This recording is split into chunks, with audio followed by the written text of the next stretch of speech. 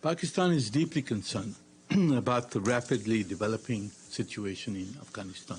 Prime Minister Imran Khan has consistently called for a political solution much before this became an international consensus. Pakistan welcomed this international consensus, which emerged a few years ago, and has made all possible efforts to promote a political solution negotiated between the parties to the conflict. Pakistan made earnest efforts to promote a political solution since 2015.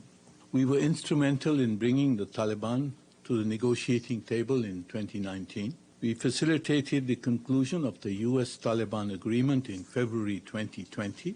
We helped to convene the intra-Afghan negotiations in Doha in September 2020. We contributed to the rules of procedure that were agreed between the Afghan parties in December 2020. Pakistan also joined the Troika Plus Pakistan Forum, which is the China, Russia, US, and Pakistan format, to facilitate the intra-Afghan talks and the Doha process. It was a common presumption that the withdrawal of foreign forces would be accompanied by steps towards an intra-Afghan political settlement. The decision to divorce the two processes changed the parameters of the intra-Afghan negotiating process and created disincentives for both Afghan parties to seek a compromise, which is required for a political settlement. We strongly believe that any military takeover or imposition by force